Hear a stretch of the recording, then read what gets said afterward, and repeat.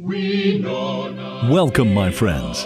You're listening to the Voice of the Eternal Gospel, a program brought to you by the Eternal Gospel Ministry, founded in 1992 by Seventh-day Adventist believers. This is a Christian program dedicated to bring you the prophetic fulfillment, warning, and revelations of the end times, and to promote the advancement of Christ in your life. Welcome back to the Voice of the Eternal Gospel. I'm Pastor Raphael Perez, and I'm so pleased to introduce again our panel, Brother Paul, Brother Jose, and Brother Patrick. Thank you. Since everybody knows you already around the world, I guess, and because the Voice of the Eternal Gospel, as you know, has been on the air already for quite some time, and we praise God that many people are waking up as a result of the Voice of the Eternal Gospel going worldwide through radio, television, and newspapers. But before we get to another interesting chapter of the book of Daniel, let's have a word of prayer. This time I'm going to ask you, Brother Jose, can you pray, please? Yes. Okay, go ahead. Dearest Father in heaven, Lord, we thank you for the privilege of coming here to study together. We ask for your Holy Spirit to lead and guide, O Lord. There are thousands that may be listening in and watching, Lord, who are in need of the truths that we're going to be discussing today. And so I just pray that you move upon all hearts, and to God be the glory in these things. In Jesus' name I pray. Amen. Amen. Amen. Thank you for that help. And in the book of Daniel chapter 6, we've been studying, for those viewers that are coming for the first time, maybe the second time, going through the book of Daniel, chapter 1, 2, and so on. And we have seen how God has been giving us warning and revelations about those things that are going to come at this end time by studying those prophecies in the book of Daniel. We have read that history repeats, and that's what we're seeing. We have seen that there was an old Babylon. We're seeing in the book of Daniel there was going to be a new Babylon for this end time. We saw a destruction of Babylon in the old time. A destruction of the new Babylon is going to come. And something, if I ask you, Brother Patrick, who was really the one that brought the judgment against Babylon, the old Babylon? Yes, God used, well, you can say, Medes and Persian. Yes. But really, who was the one that brought the judgment on the wall? I was going to say Belshazzar. What? He brought the judgment. He brought the destruction, you mean? Yeah. Now, the judgment came from the Lord. Yeah. But the destruction was brought by their act, by their rebellious attitude. That's right. Is that what you're trying to tell us? Yeah. You mean the message of judgment was given by Daniel? He used Daniel to give the message of judgment to them, the warning. Oh. Right? Okay. So the judgment could not be brought by the same man that's being under judgment. Right. Are we clear on that? Yeah. Okay. I know we're being, trying to study and to make the best out of all this to the people to understand it. But over here we see this faithful man Daniel being put into another big test. Yes, Brother Patrick. We're coming to a time now where the date will be 538 BC. Almost, it's 68 years since his captivity. 68 years he's been in captivity. And there will be 2 more years in the 70 years captivity that Jeremiah prophesied, that they would be in captivity in Babylon, would be over. Soon they'd be going back home to the promised land. Jerusalem. To go back to Jerusalem. Uh-huh. But that could be another study for another day, because many people, and I'll be one that will argue with you, not everybody wants to go back to Jerusalem.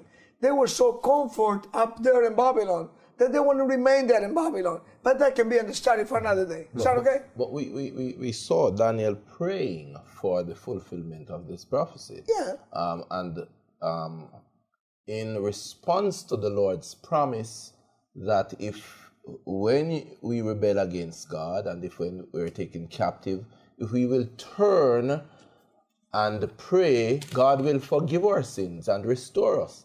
And Daniel is asking God to let this prophecy that he gave to Jeremiah for the 70 years in captivity end there and not go further. Yeah, before that, there was a decree that went out. There was a plot trying to destroy Daniel. Remember, Daniel was one of those very few faithful men. Yes. And if it is true what we see in prophecy, the same thing will happen at the end time. There will be a plot, a plan to destroy God's faithful people in the last days too. Yes, let me remind us of what Christ said. We've said it several times throughout the various programs. Christ always admonished us when you read the last day signs to study the book of Daniel. Here, as the story unfolds, that Daniel found himself in a high-ranking position even though Babylon had been overtaken by the Medes and the Persians. It shows that his integrity and his honest dealing and the way that he conducted himself, he showed himself to be a man of God, that even his enemies, you would say, respected him. This is the Christian principles that God would have us to use. And it says here in verse 4, "Then the presidents and princes sought to find occasion against Daniel concerning the kingdom, but they could find none occasion nor fault, for as much as he was faithful, neither was there any error or fault found in him." The reason why is because verse 3 says he was a man of an excellent spirit. Wow, what a good example for us to follow. He was what we would call today a good citizen. He was good to his fellow men and good to the people that he was working for. That's right. But when that goodness or that type of behavior would interfere with his relationship with God, then that's when he had problem. Yes, Daniel is now in another kingdom, not Babylon, but Medo-Persia. Right. Darius was the Mede, Cyrus the Persian, but Darius was the first king. And he, like Brother Jose said, Daniel was such an excellent person that in this new kingdom, Darius set him over all of his other helpers and friends that he had. He was number one. They were underneath him. And that is quite a testimony for Daniel's character. We must be giving a good testimony every time in our everyday life. Yes, Brother Paul. Now look at what Satan is attacking in regards to Daniel. He attacks prayer. The only channel that Daniel now has to God, and at the time when he's supposed to pray and have supplication with God to fulfill the prophecy, Satan cuts it off.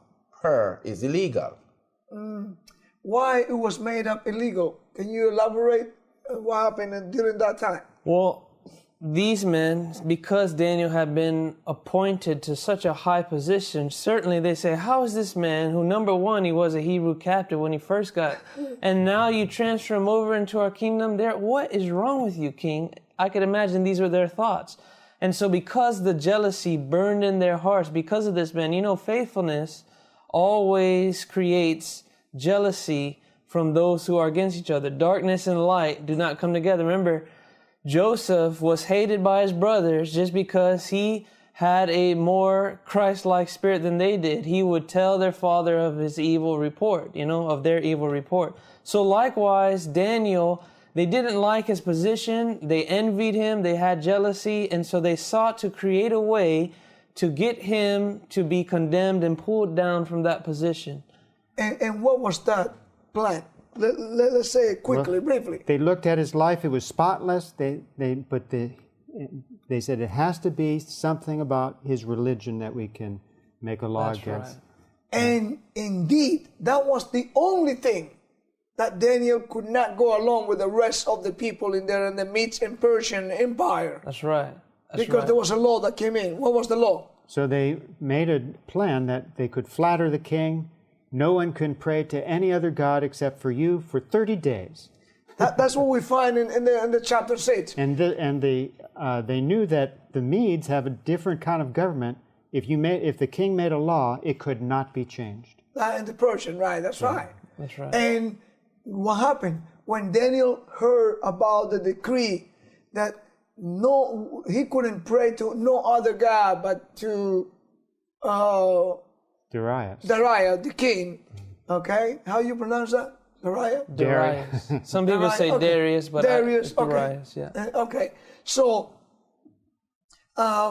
he went on, as Paul was saying, he went on openly. And what did he do? Every day, 3 times a day. Well, let me read it, because it's a powerful verse. He says, now, verse 10, now when Daniel knew that the writing was signed, he went into his house, and his windows being opened, and his chambers toward Jerusalem, he kneeled upon his knees 3 times a day, and prayed and gave thanks before his God. And I like how it ends, as he did aforetime. This had been his custom, this is tradition. He wasn't trying to purposely say, okay, I'm going to open my windows and do. They knew that he had done this before, and that's why they tried to design the trap, because they knew how faithful he was. Yes. Can you imagine what a horrible position this put this new Medo-Persian kingdom in, where prayers could not be given to the God in heaven, and prayers were stopped from going to heaven for 30 days? That put, Darius couldn't answer any prayer. So to prohibit people from praying to the true God, who gives all the blessings, he's the source of every blessing, that the kingdom was going to be crumbling very shortly if that law if Daniel didn't keep praying. That's right.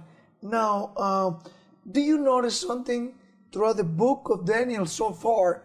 What we see is decree coming after decree, trying to find God's true people, faithful people, to go against God's will. That's right. It seems mandate after mandate, it always has something to do with the current government, the current leaders of that nation or that kingdom, either mixing their religion with the true religion or mandating decrees on moral issues, hindering the people of God to worship Him freely and in spirit and in truth. Yes. Did you notice that how Daniel prayed when he prayed? Yeah, it says that he kneeled down and he was toward Jerusalem. Yeah. He kneeled down upon his knees. That's right. And Solomon, when he prayed, he kneeled down upon his knees. And, That's right. And Jesus, and that's the humble position that God would have us to be when we pray to Him. Amen. Of course, when we're praying for this program all the time, I have to be over here sitting down in this chair. I don't think you're telling me to. Sometimes we can dart a quick one to heaven, wherever we are, walking or I don't think you're expecting me to kneel down and pray. Yeah. Okay, so here we got all this a decree that was coming on that was so important that Daniel defiled the order of the king. But hold in there. We'll be right. Find out what the critics are raving about. Top scholars and theologians from around the country come together to reveal the hidden history of the book of Revelation. With powerful reenactments and incredible visual effects, this 95-minute masterpiece brings to life the book of Revelation like never before. Revelation is no longer a mystery. Get your copy today.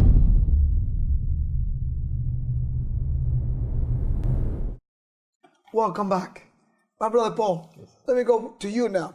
In the book of Matthew chapter 16, verses 24 to 26, the question that I'm going to ask you is God asking us the same thing? Does He require us the same that He was requiring from Daniel and all His people from the past? Absolutely.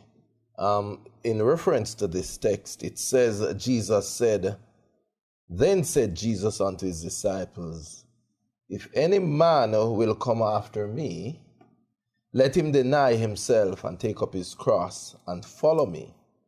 For whosoever shall save his life shall lose it, and whosoever will lose his life for my sake shall find it.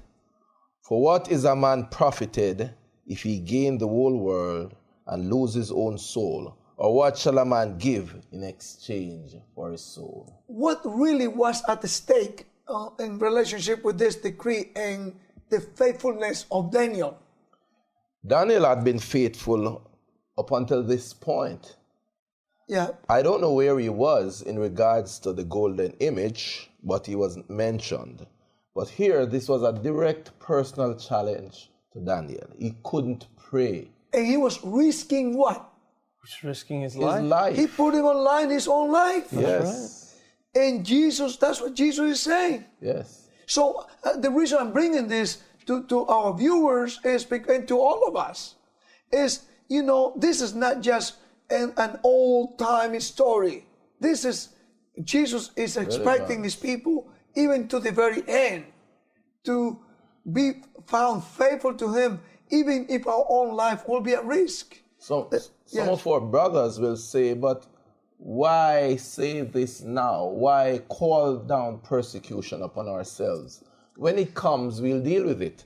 But this word says, now when Daniel knew that the law was signed, he knew it was there now. He went and he prayed as he did before. One must be prepared before the crisis. Yeah. Before the crisis, you must set in motion in your life the operation that will save you during the crisis. That's true. Watching and praying. What you're saying is the reason that Daniel, and we can go back to these three friends, were able to stand faithful when the time of test came, it was because their whole life was a life of preparation. Absolutely. We saw that in their diet. We saw that in their devotional. Here we talk about Daniel. Yes. How many times a day he was praying? Three times a day. 3 times a day. He just did not pray when the problem came in. It says, as he did before, he was been doing it. It was his custom. Let me say this. You know, in Daniel's day, here was the political power of the day giving a religious mandate, and it became a decree, else you would die. And there was no fault found in him. You remember the Jews came together with the political Rome, church and state coming together. In Luke 23, you find in verse, let me see if I find it, verse 14, Pilate said, I don't find any fault in Christ. Right. And likewise, in the last days, if you read Revelation 14, and you read from verse 1 through 5, you will find also that 144,000, and we'll deal with that in another session, of course, but these are considered those who will remain faithful through this last time of crisis. And again, it says they are also without fault. Right. And I mentioned in previous program that before the judgment was going to come to this earth, yes, God on his mercy was going to be sending messages of warning, which we find in Revelation 14. That's right. And if Daniel would be living today, no doubt in our mind, he would be engaging into giving these warning messages despite of the risk that he was going to be putting up on his own life. That's right. And I know we're not going to analyze the whole thing, the whole program. In one program, all this. But I just want to bring to our viewers the importance to get into the knowledge of these messages of Revelation 14. Yes, brother. I just want to add to Brother Jose's point about Daniel's character.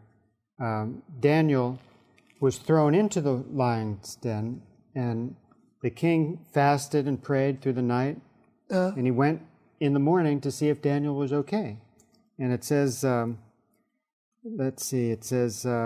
verse 20. Yeah, on chapter 6 of Daniel, you talk about. When the king came to the den, he cried with a lamentable voice unto Daniel. And the king spake and said to Daniel, O Daniel, servant of the living God, is thy God, whom thou servest continually, able to deliver thee from the lions? Then said Daniel unto the king, O king, live forever.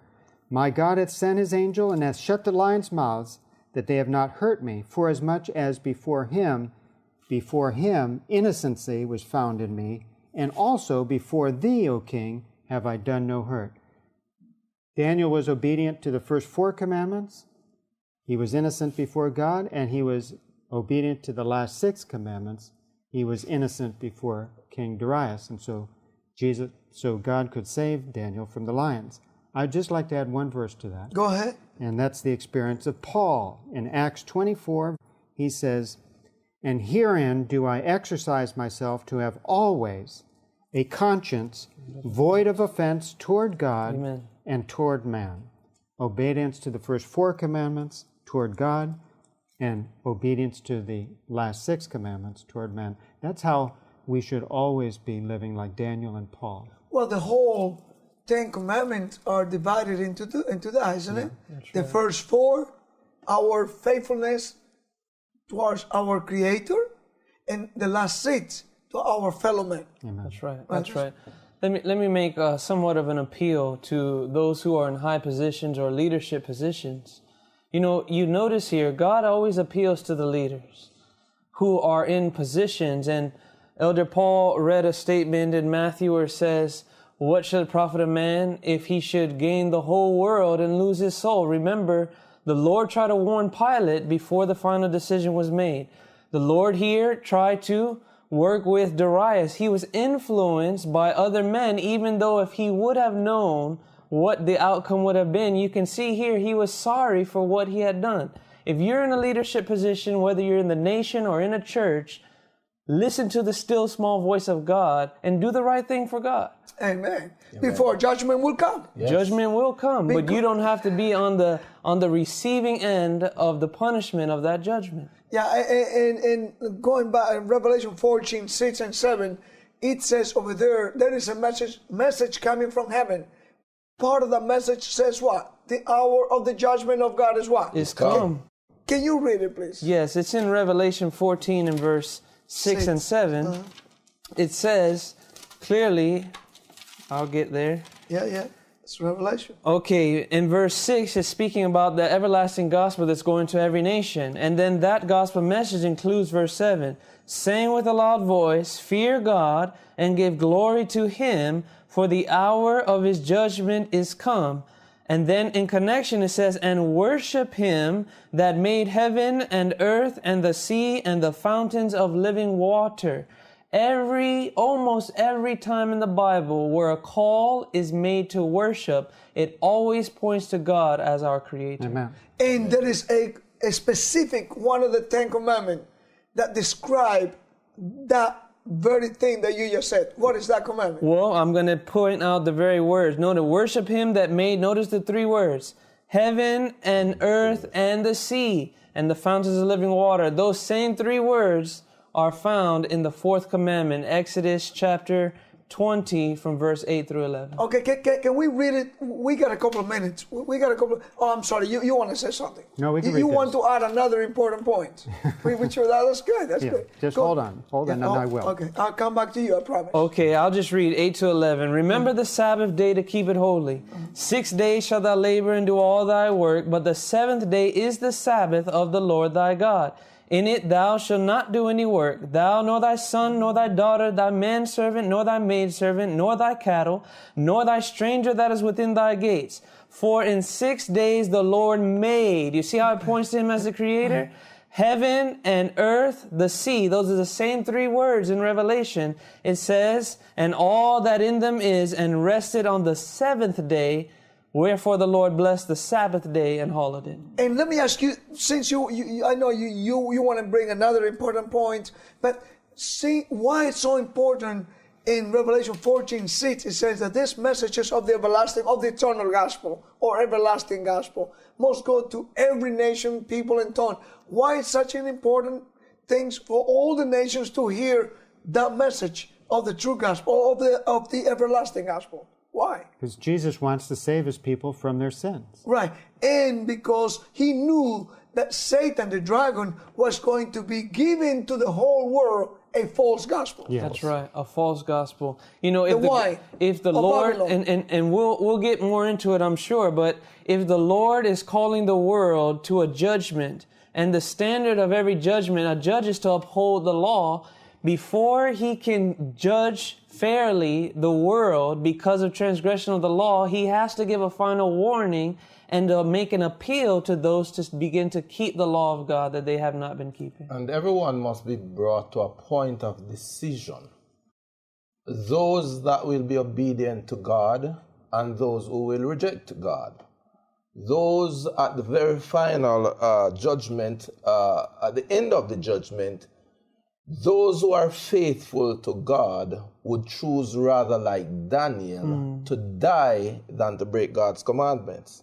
And those who are unfaithful to him would choose rather to murder innocent people than obedience to God.